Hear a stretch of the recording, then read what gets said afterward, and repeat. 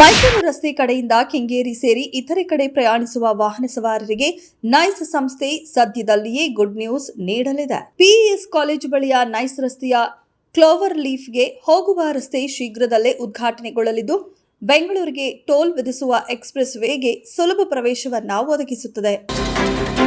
ದೇಶಕ್ಕೆ ಮಾದರಿಯಾಗಿರುವ ಮೈಸೂರನ್ನ ನಿರ್ಮಿಸಿದ ಮೈಸೂರು ಸಂಸ್ಥಾನದ ಮಹಾರಾಜರುಗಳು ಅನುಸರಿಸಿದ ಯೋಜನೆಗಳ ಮಾದರಿಯಲ್ಲೇ ಗ್ರೇಟರ್ ಮೈಸೂರನ್ನ ನಿರ್ಮಾಣ ಮಾಡಬೇಕು ಎಂದು ಸಂಸದ ಯದುವೀರ್ ಕೃಷ್ಣದತ್ತ ಚಾಮರಾಜ ಒಡೆಯರ್ ಅವರು ಹೇಳಿದರು.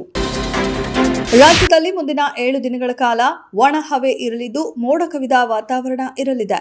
ಅಲ್ಲಲ್ಲಿ ಗುಡುಗು ಸಹಿತ ಸಾಧಾರಣ ಮಳೆಯಾಗುವ ಸಾಧ್ಯತೆ ಇದೆ ಎಂದು ಹವಾಮಾನ ಇಲಾಖೆ ಮುನ್ಸೂಚನೆ ನೀಡಿದೆ. ಬೆಂಗಳೂರಿನಲ್ಲಿ ಗರಿಷ್ಠ ತಾಪಮಾನ 29 ಡಿಗ್ರಿ ಸೆಲ್ಸಿಯಸ್ ಇರಲಿದ್ದು, ಕನಿಷ್ಠ ತಾಪಮಾನ 19 ಡಿಗ್ರಿ ಸೆಲ್ಸಿಯಸ್ ದಾಖಲಾಗಿದೆ.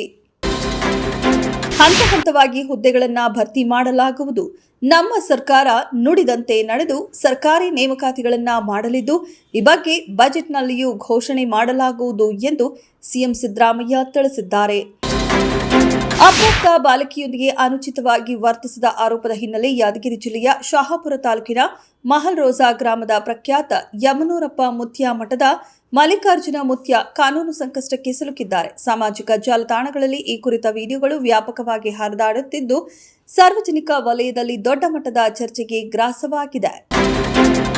ದೊಡ್ಡಬಳ್ಳಾಪುರ ಟೌನ್ನ ಮಾದಗೊಂಡನಹಳ್ಳಿ ರಸ್ತೆಯಲ್ಲಿರುವ ಸರ್ಕಾರಿ ಪ್ರಥಮ ದರ್ಜೆ ಕಾಲೇಜಿನಲ್ಲಿ ಫೆಬ್ರವರಿ 27ರಂದು ಉದ್ಯೋಗ ಮೇಳ ಆಯೋಜಿಸಲಾಗಿದ್ದು, ಉದ್ಯೋಗಾಕಾಂಕ್ಷಿಗಳು ಆನ್ಲೈನ್ ಮೂಲಕ ನೋಂದಾಯಿಸಿಕೊಳ್ಳಲು ಜಿಲ್ಲಾಧಿಕಾರಿ ಎಬಿ ಬಸವರಾಜು ಅವರು ತಿಳಿಸಿದ್ದಾರೆ.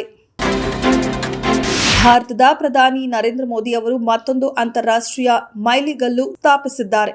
ಇಸ್ರೇಲ್ ಮತ್ತು ಭಾರತದ ನಡುವಿನ ಕಾರ್ಯತಂತ್ರದ ಸಂಬಂಧಗಳನ್ನು ಬಲಪಡಿಸುವಲ್ಲಿ ಅವರು ನೀಡಿದ ಅಸಾಧಾರಣ ಕೊಡುಗೆಯನ್ನ ಪರಿಗಣಿಸಿ ಅವರಿಗೆ ಪ್ರತಿಷ್ಠಿತ ಸ್ಪೀಕರ್ ಆಫ್ ದಿ ನೆಕ್ಸೆಟ್ ಪದಕ ನೀಡಿ ಗೌರವಿಸಲಾಯಿತು.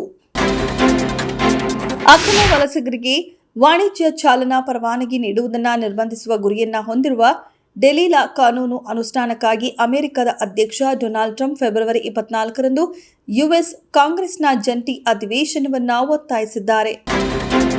ದಕ್ಷಿಣ ಆಫ್ರಿಕಾ ಎದುರಿನ ಮೊದಲ ಸೂಪರ್ 8 ಪಂದ್ಯವನ್ನು ಹೀನಾಯವಾಗಿ ಸೋತು ತನ್ನ ಸೆಮಿಫೈನಲ್ ಹಾದಿಯನ್ನ ದುರ್ಗಮಗೊಳಿಸಿಕೊಂಡಿರುವ ಭಾರತ ಗುರುವಾರದ ಮಸ್ಟ್ ವಿನ್ ಮ್ಯಾಚ್ನಲ್ಲಿ ಅಪಾಯಕಾರಿ ಜಿಂಬಾಬ್ವೆಯನ್ನ ಎದುರಿಸಲಿದೆ. ಇಲ್ಲಿ ಸೂರ್ಯ ಪಡೆಗೆ ಕೇವಲ ಗೆಲುವಷ್ಟೇ ಸಾಲದು, ಬೃಹತ್ ಗೆಲುವಿನ ಅಗತ್ಯವಿದೆ.